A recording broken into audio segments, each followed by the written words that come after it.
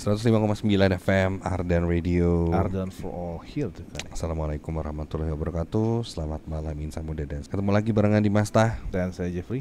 Nah jangan lupa kalau nonton ini jangan sendirian. Jangan sendirian. Ajakin semuanya tuh. Betul, Ada betul. ibunya mungkin, bapaknya, tetangganya. Pokoknya kalau nonton rame-rame itu akan lebih terasa.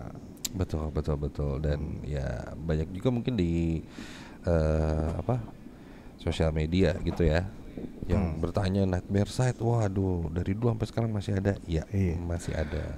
Insya Allah akan terus eksis. Mungkin Insya Allah, betul. dari generasi Ari mungkin. Iya betul. Generasi apa? Disebutnya beta, alpha gitu ya. Iya. Itu sampai nanti insya Allah Nanti, kita akan terus hadir untuk menemani malam Jumat kamu. Dan tema malam hari ini yang akan jadi pembahasan kita adalah kerajaan jin. Ini dia nih. Waduh. Kadang ketika datang ke satu tempat, wah, kade didinya mah, misalnya bahasa Sunda mah ya, hati-hati di sana ada kerajaan jin, gitu kan. Ah, ini jalan ini dulunya kerajaan jin sebelum jadi komplek. Ada sebuah jalan tol mungkin yang sering kita lewatin itu, katanya dulunya ada bukit dan di situ ada kerajaan jin ya, kayak gitulah kerajaan jin. Berarti ada rajanya. Kalau secara kerajaan berarti kan ada pemimpinnya, ada rakyatnya, ya pasukannya juga, penjaganya juga ada. Nah, sedikit nih Bang Kev nih, kalau ngomong kerajaan jin nih. Nah, kerajaan jin ini versi saya karena masing-masing orang akan punya pandangannya sendiri-sendiri terkait kerajaan jin. Tapi biasanya kalau misalnya masing-masing orang itu kan pasti akan, oh iya sama kayak saya, oh beda kalau saya. Nah itu tuh tergantung dengan penilaian teman-teman semuanya. Perspektif beda-beda berarti ya Bang ya. Nah kerajaan jin ini tidak akan terikat ruang dan waktu dan bentuknya seperti apa tuh enggak Kang. Contohnya gini, dengan batu sekecil ini pun bisa ada. Batu ali yang ada isinya gitu ya. Bahkan selokan rumah yang rumahnya tidak dihuni puluhan tahun, ternyata ada kerajaan jinnya, tapi di dalam selokan. Kadang ada juga mereka membentuk satu koloni. Ini bicara koloni, koloni yang ada pemimpinnya di batu kali yang besar di situ. Kadang ada juga di pohon-pohon yang usianya udah ratusan tahun. Nah, mereka ini ada juga ada karakter yang menjaga teritorinya, ada yang cuek aja, ada yang menerima manusia. Karakternya. Bentuk koloni mereka ini. Yang menjaga teritorinya ini yang sering ngilangin orang, nyesatin orang. Ketika kita masuk ke wilayah dia, misalnya radius 100 meter nggak boleh, harus steril nih, nggak boleh ada hawa manusia misalnya. Ternyata di tengah-tengah itu ada sesuatu yang mereka jaga, mereka simpan yang sampai sekarang itu nggak tahu itu apa. Nah, ketika manusia ini masuk, sudah mulai disesatkan. Mungkin dipindahin kemana, mungkin kalau kemana ya nggak tahu ya. Hutan biasanya ya, di daerah-daerah hutan sering muncul kayak gitu. Hutan, terus kali, sungai ya. Terus jalanan yang tanpa disengaja portal goib dia itu kebuka. Jadi dia masuk ke energi yang kebuka itu ya. Tiba-tiba si kendaraan ini atau mungkin bis ada di tengah hutan yang tidak mungkin dimasuki.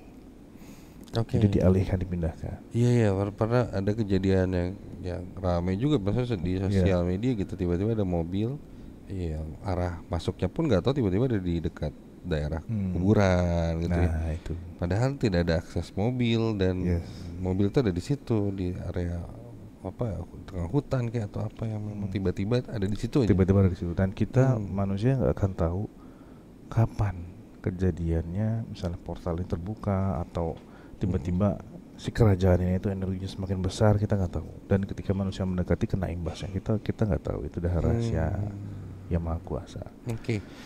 Nah Bang, di dalam satu pohon keramat ya, terus di situ ada sebuah kerajaan.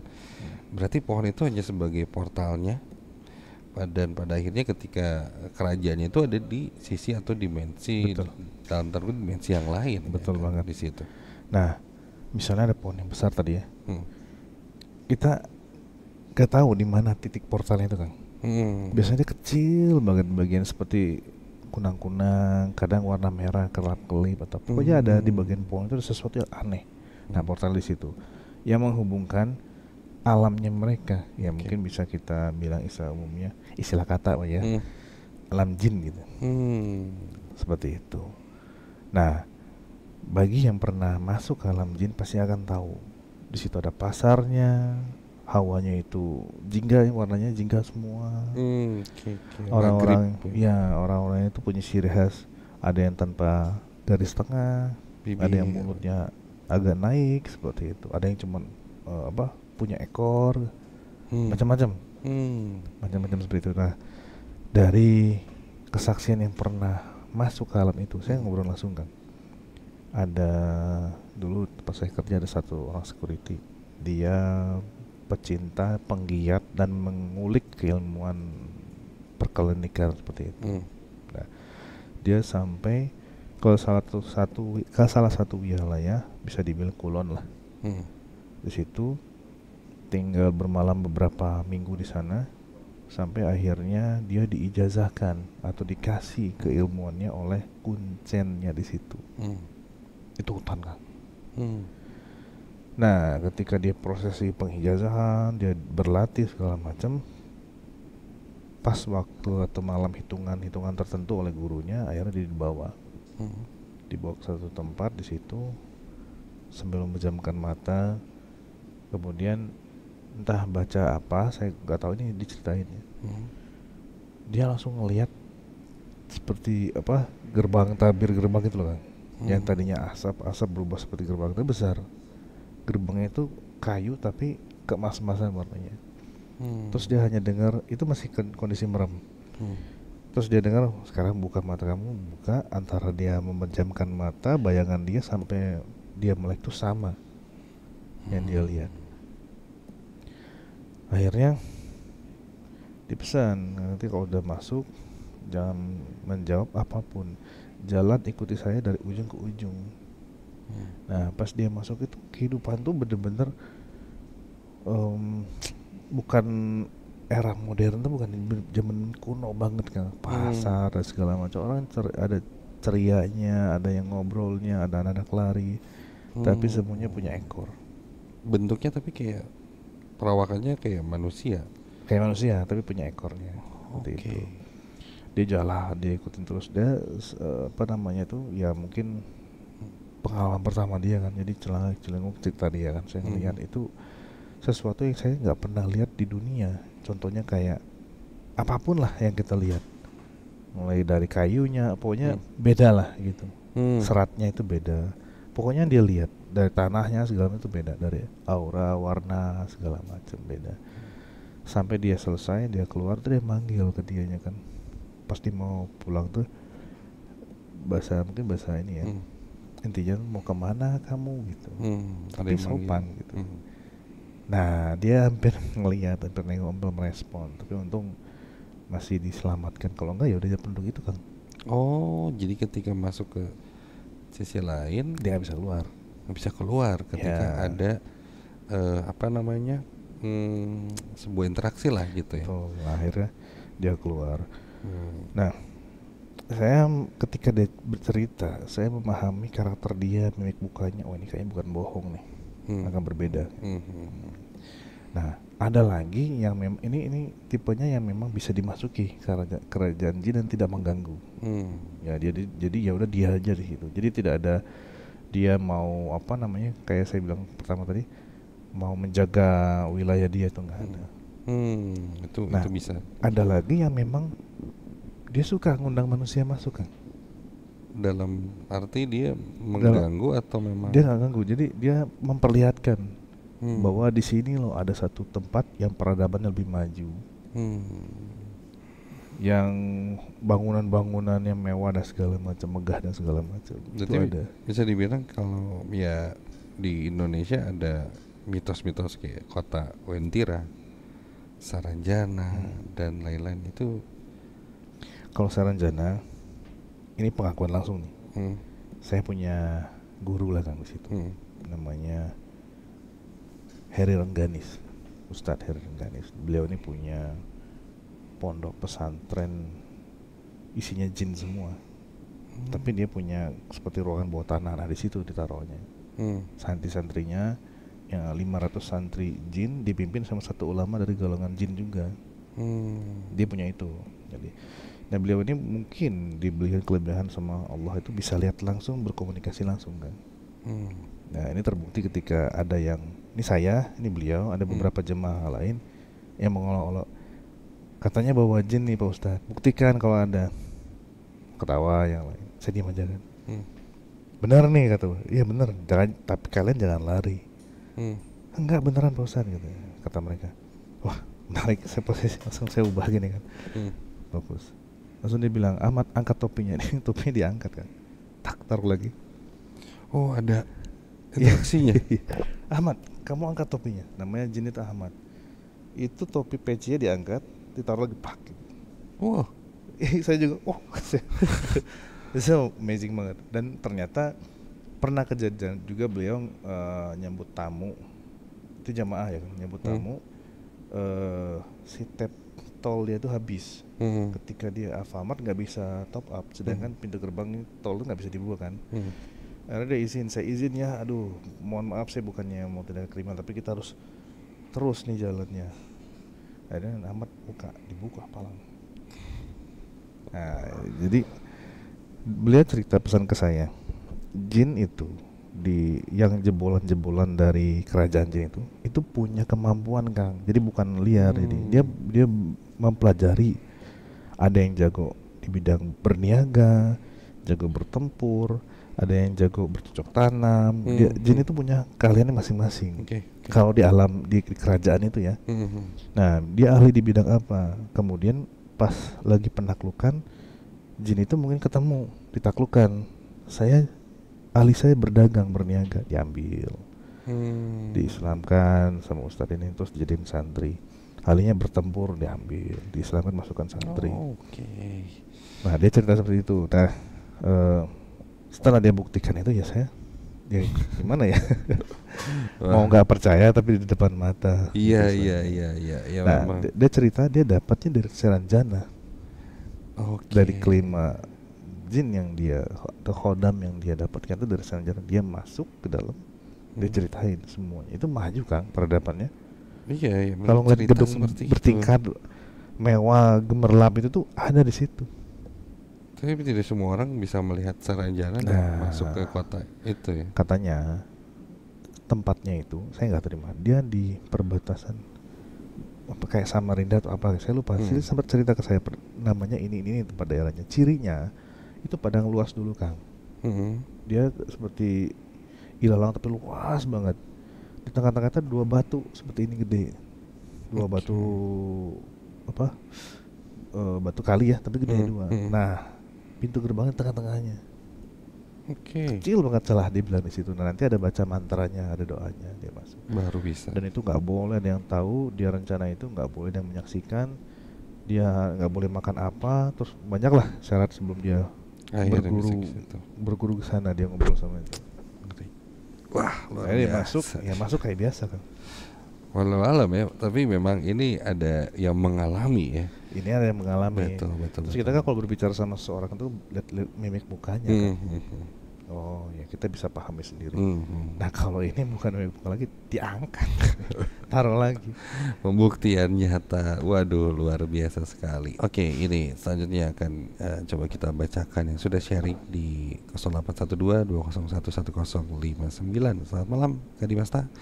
Saya Rianti dari Panjelekan. Setiap beberapa bulan sekali saya suka mendengar suara ibu saya yang memanggil saya di tengah malam. Dan pas saya cek ke kamar, ya, ke kamar ibunya sedang tidur, terlelap lagi tidurnya ya, maksudnya ya tidur dengan lelap gitu. Jadi sekarang kalau dengar suara yang menyerupai ibu saya tengah malam, saya abaikan saja. Serem nih. Suara yang memanggil ya. Iya, dia menyerupai suara ibunya mungkin. Tadi siapa namanya? Rianti. Ria, misalkan Ria, Kak dia. Yanti. Iya. Yanti. Nah, gitu ya. Gitu kan. Di sini. Nah, Mas, iya Bu. Ibu emang ada, pas lihat ibunya lagi tidur. Tapi bisa juga gini, Rianti pas datang pura-pura tidur. Gak tahu kan. Ngeprank ya ibunya. Terus kayaknya beberapa kali dia katanya kayak gitu ya. Ini paling serem sih emang kalau menurut saya ya pribadi itu yang ya suara itu sih ya. Itu kadang bikin kaget lah tiba-tiba atau dengar suara ini. Kalau di radio sendiri dia wah itu lumayan sering tuh ada gangguan di bentuknya suara. Ini di sebelah kita ini kan gazebo Ardan ya. Waktu itu pernah bercanda-bercanda gitu segala macam, masuk ke situ lewat jam 1 gitu, terus tiba-tiba pas lagi bercanda gitu ada yang Assalamualaikum, itu suara cewek itu dari arah sebelah situ. Wah, nah apa nih gitu. Berarti kejadian seperti ini sebenarnya nggak bisa dihindari oleh siapapun, Kang. Nah, dimanapun kita berada pasti akan ada energi lain atau makhluk lain yang tidak terlihat tinggal bersama kita. Sekuat apapun proteksi rumah, tidak akan bisa memproteksi alam jin, kan? Itu hanya bisa memproteksi energi alam yang ada di dunia manusia ini, agar yang negatif tidak masuk. Kenapa? Diselimuti yang aura positif rumahnya. Nah, kalau rumah penuh dengan aura positif, negatif gak akan masuk. Kalau yang negatif masuk ke aura positif pasti konslet dong. Pasti wah heboh banget. Pasti gak akan masuk negatif itu. Konsep proteksi rumah. Tapi dia tidak akan bisa membatasi alam jin. Alam jin ya di alam dia ya bebas aja kemana-mana. Nah, kadang ada beberapa jin yang memang menyerupai, mengganggu, terus iseng lah istilahnya seperti itu ya. Mungkin di sebelah Rianti tadi ada sesuatu tempat yang memang terbengkalai atau tidak digunakan sehingga dia teriak di situ, suaranya seolah-olah terdengar dalam kamar. Bisa juga seperti itu. Karena saya bilang di awal, jin itu tidak terbatasi oleh ruang dan waktu, kan. Contohnya gini,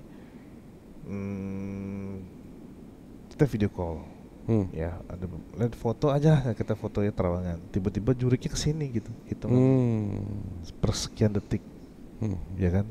Jadi suaranya pun sama, dia di mana hantu jinnya itu, dia mengganggu si ya Rianti tadi ya, melalui suara, ya menyerupai ibunya, tapi posisi jinnya nggak dalam rumah, bisa aja. Bisa jadi tidak di dalam rumah ya. Mungkin energi bisa terasa. Kejadiannya ternyata setelah dipikir-pikir, dan ini pun saya alami beberapa tahun gitu ya di Ardan. Pengalaman-pengalaman yang terjadi itu rata-rata ternyata itu di hari Minggu dini hari.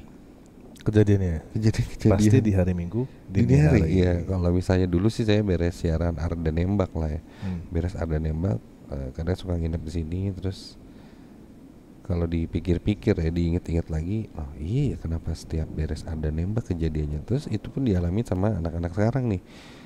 Di setiap beres Ardan Nembak berarti hari Sabtu ke Minggu ya itu jatuhnya di jam 1 Minggu dini hari gitu.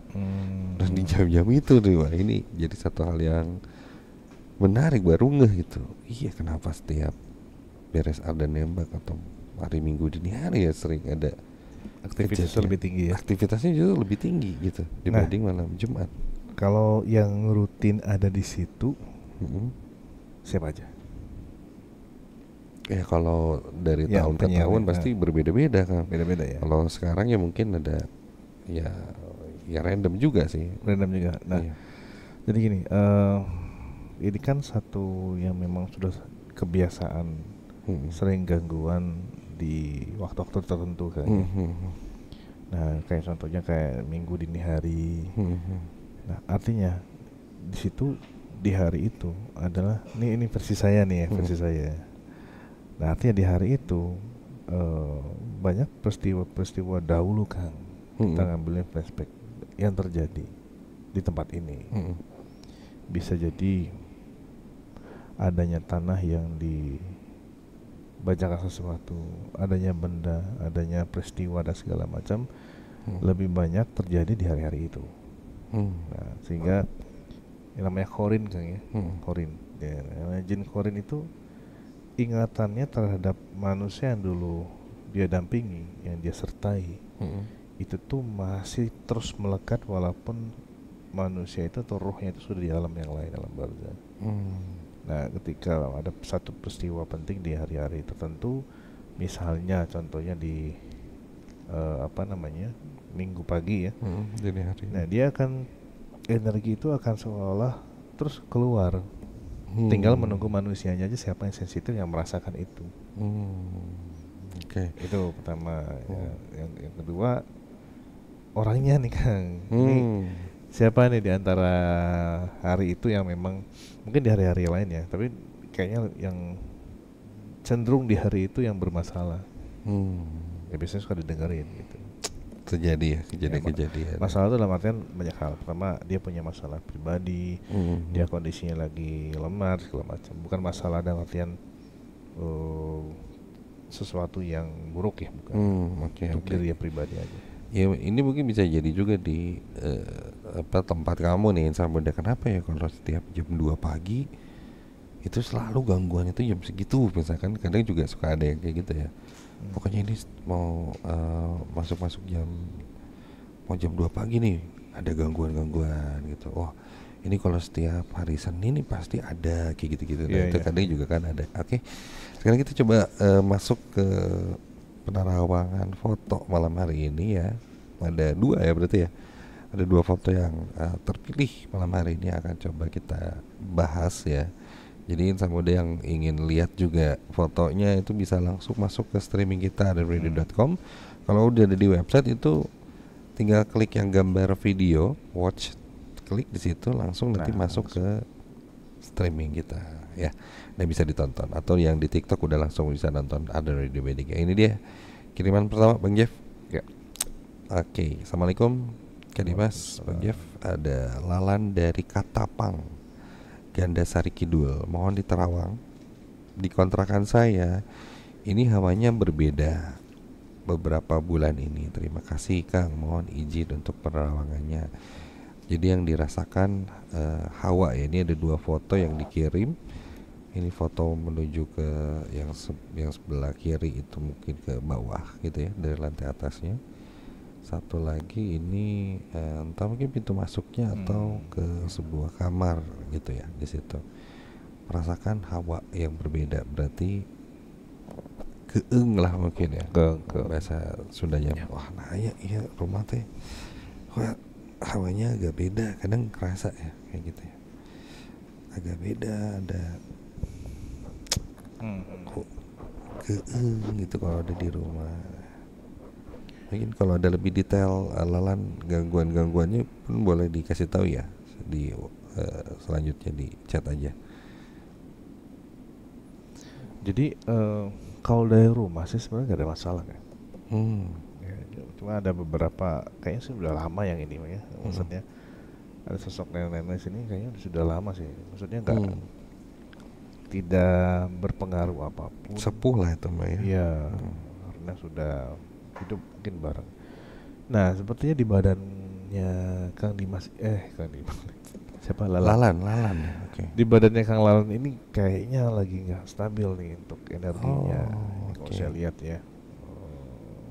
Justru bukan di rumah ya, tapi di Lalan. Jadi bawaan kamu dimanapun akan terasa seperti itu, hawanya nggak enak. Apa ini dalam arti ketempelan kan atau?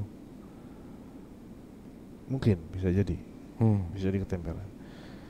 Bisa jadi karena ada faktor energi yang dimasukkan ke badan. Walau alam saya nggak tahu apa. Nah, jadi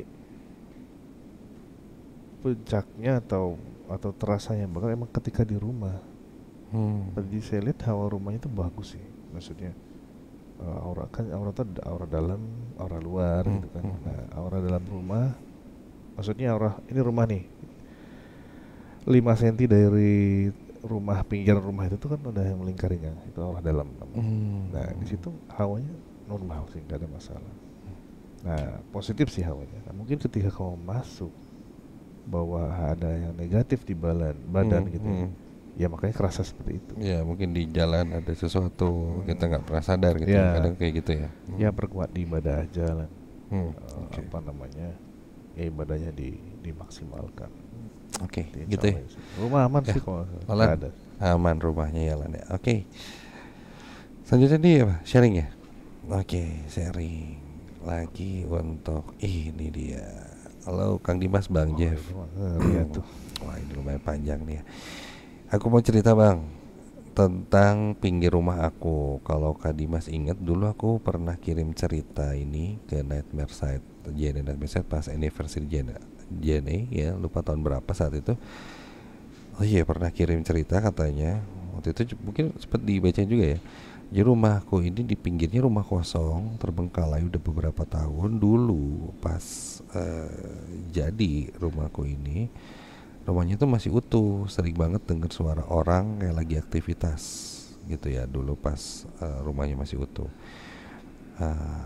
Kalau suara tikus kan gerdak geruduk, nah kalau ini suaranya beda, kayak suara tong tong treng masak gitu ya, bersih-bersih, atau suara orang jalan. Nah, soalnya rumahnya tuh rumah panggung, jadi kayak dulu lah rumah itu masih ada yang isi, ada suara jalan gitu. Nah singkatnya sekarang rumah itu kan udah hancur ya, bilik-biliknya sama tripleknya tuh udah copot sebagian sama angin, bahkan kentengnya juga udah jatuh-jatuhan gitu, ada dijatuhin sama abah aku karena takut timpa orang dan lain-lain.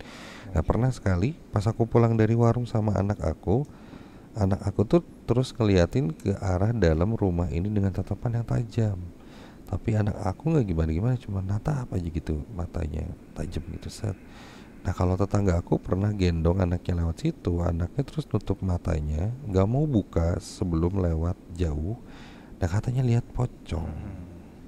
Pernah aku kaget pas lagi maghrib, lagi angkat jemuran, tiba-tiba pintunya tuh ketutup, kejeblak itu sekeras-kerasnya, padahal angin tuh nggak terlalu gede hari itu.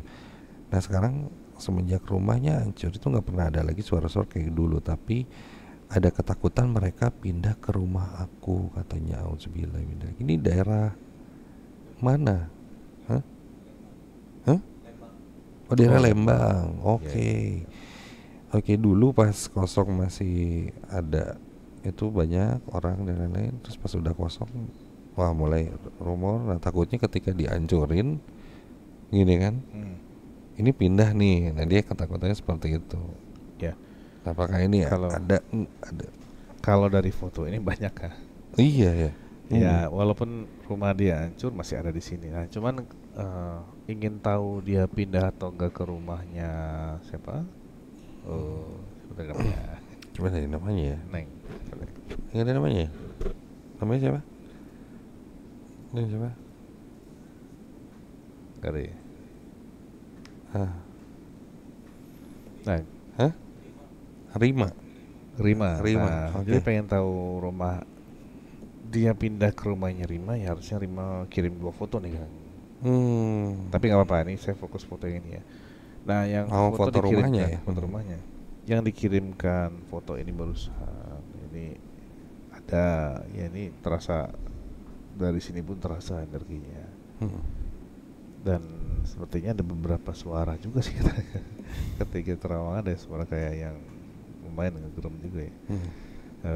Yang dilihat pocong ada, itu emang kalau saya lihat itu ada juga dalam rumahnya ya. Nah cuman untuk pengen tahu dia pindah gitu kan, pindah gak sih ke tempat saya ya, saya harus butuh foto juga di rumah. Oke. Tapi memang confirm ya kalau memang si rumah yang sebelahnya rumah Rima ini ada isinya lah gitu ya. Karena gangguannya ini lumayan banyak juga tuh di sini. Ini kuntilanaknya ganggu pisan kan? Dari Lembang ini ya. Ini ganggu pisan ini. Karena ada beberapa yang memang di nggak tahu ya, dibuang di situ kah atau apa, kurang tahu alam tapi ada ya. Ada situ ya. Oke, itu kurang lebih Rima ya. Kalau kayak gini-gini teh sok iya abi mah merinding. iya, sok takut nyamperin ke sini itu aja sih. Oke, ada lagi yang sharing cerita. Assalamualaikum Kang. Waalaikumsalam. Memet dari Seke Awi Katapang. Barusan pas lagi dengerin Nightmare Site ini keadaannya hujan di luar rumah. Iya tadi juga geledak-geleduk ya di daerah sini. Terus ada yang manggil punten gitu ya 2 kali. pas dilihat dari kaca jendela tuh nggak ada siapa-siapa. Apakah cuman kebenaran aja, Kang? Mohon dijawab. Mungkin ikut berteduh kayaknya Mehmet ya kalau hujan gitu. Kadang katanya mitosnya kalau hujan tuh ada sosok-sosok yang suka ikut Ya, berteduh ke rumah, masuk gitu. ya itu ya banyak kejadian kan. Iya, Kenapa bisa gitu kan?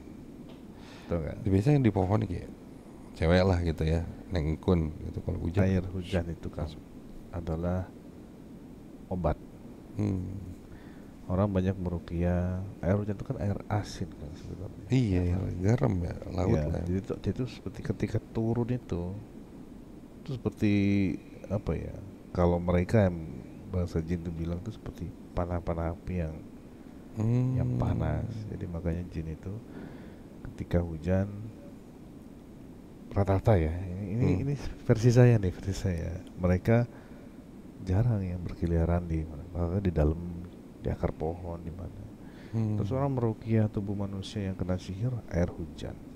Ya, terus bahkan kalau ditampung di atas yang rumah yang paling tinggi dan kita lagi beruntung tengah malam itu hujan, kita ambil siram ke badan, tes langsung kan, rambut juga nggak akan potong. Silakan dites tanpa ada baca-bacaan, silakan dites. Tapi beruntung ya jam 12 malam wadah air tuh ditaruh di atas rumah yang paling tinggi, tanpa ini yang paling tingginya gitu, nggak ada lagi yang lebih tinggi. Nah terus hujan jam 12 malam tepat gitu kan, terus pagi-pagi kamu ambil airnya, siram ke badan, kamu tes ya pelan-pelan dulu aja. Ini kita Rambut bicara lah ya. ini ya, kita bicara beberapa khasiatnya. Nah itu dia seperti panah gitu Kang. Jadi makanya mungkin punten-punten itu ya karena ada suara yang tidak terlihat. Bisa juga ada hal yang lain kan. Apa tuh? Biar kalau hal Kurir paket. iya, Nggak ada orang simpan langsung kabur. Bentar, siapa tahu itu paket Hujan kan? paket JNE ini Nah, dateng ya kan. jadi kan dia tempat waktu tuh kantor, Iya. hujan nggak ada orang langsung cabut. Karena kan target pengen ngantor kan sehari Banyak selesai. ya. JNE, Waduh, iya, hujan situ lagi segala gitu macam. kan, buru-buru lah punten Nggak ada paket. yang denger, udah langsung taruh aja. Langsung simpan di situ paketnya ya. Iya, balik lagi tadi hujan dan garam itu menjadi salah satu media yang kadang dipakai untuk pembersihan juga ya, Bang. Iya, Garam. garam. Nah, berarti kalau dari tadi hujan mungkin mengandung kandungan ada air laut mungkin ya kan, dia menguap dan lain-lain akhirnya menjadi hujan. Nah, kenapa garam itu atau asin itu menjadi salah satu hal yang tidak disukai? Nah ini pertanyaan yang memang punya 1000 jawaban kan. Jadi kalau saya tanya si A si B punya jawabannya beda-beda. Menurut Nah, kalau menurut Bang saya Jack, pribadi ya, garam itu dia punya satu kandungan, saya nggak tahu namanya, saya lupa namanya, yang dapat menetralisir semua racun kan. Nah kita bicara aura sekarang ya. Aura tubuh nih, ini 5 cm dari kita ini disebut aura dalam Kang. Nah saya lihat tuh sama Kang Mas, ada tuh aura putih, itu aura dalam. Nanti setelah aura dalam tuh dia adanya sinyal kesehatan seperti jarum. Sinyal kesehatan, mengelilingi tubuh. Di setelah sinyal kesehatan tuh namanya aura luar. Yang kita lihat warna kuning nih auranya, ungu segala macam. Nah ketika ada sihir, ada sakit medis atau apapun, dia akan merusak pertama kali itu adalah sinyal kesehatan itu. Dibikinnya rusak. Nah fungsi garam itu untuk menetralisir itu. Sebelum sihir itu masuk nembus ke badan, dia akan merusak itu dulu. Bentuknya itu nanti kalau kita rusak kayak ular, kayak apa, kacau kan. Kayak benang kusut lah. Nah artinya itu satu organ yang sedang diincar. Nah sebelum itu terjadi dia mandi garam misalnya. Itu untuk membersihkan semua. Karena apa, ada apa kandungan untuk menetralisir itu secara fisik ya, bersihin itu. Nah ketika dia bersih, sinyal kesehatannya kan kuat lagi.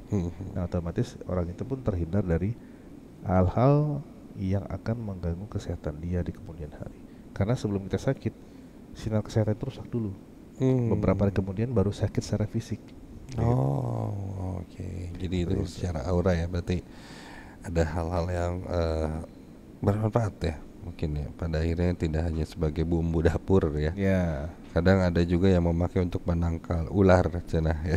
Itu Kalau camping tabur garam biar gak ada ular. Kalau ular beneran dia tetap lewat kan? Tetap lewat sebenarnya. Tapi ularnya nggak, maksudnya ular tanda kutip ya nggak akan lewat. Nggak akan lewat itu. Padahal ular secara ini digaramin ular tetap lewat kan? Iya.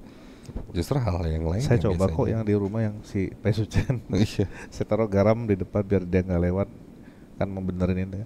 Lewat aja. Lewat aja iya. Saya juga pernah dengar kalau mitos lah itu, kalau ada rumah dikasih garam biar ular nggak masuk gitu. Justru tetap lewat gitu. Cuman mungkin garam ini bisa jadi hal yang lain.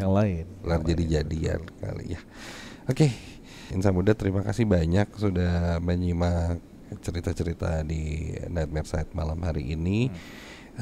Kita ketemu lagi di minggu depan insyaallah ya. Dan kita pun kayaknya akan coba di bulan ini akan ada satu siaran Nightmare Site di luar. Ini seru gitu banget ya. Loh guys. Jadi Insan Muda yang di Bandung boleh merapat tuh. Boleh gitu. Banget. Sambil nongkrong lah itu ya. Yang jelas nggak akan rugi banget untuk datang di sana, karena bertemu kita berdua. Terus teman-teman mau nanyain apapun ya betul, bisa langsung ya. Nanti kita ada Nightmare Site interaksi ya, nanti kita coba datengin satu tempat bulan Mei ini. Untuk info-infonya follow aja sosial medianya Ardan Radio. Insyaallah kita ketemu lagi minggu depan. Terima kasih banyak Insan Muda. Dimas pamit dan Jeffrey pamit. Assalamualaikum warahmatullahi wabarakatuh. Dan selalu ingat, jangan pernah nonton dan dengerin Nightmare Site ini sendirian.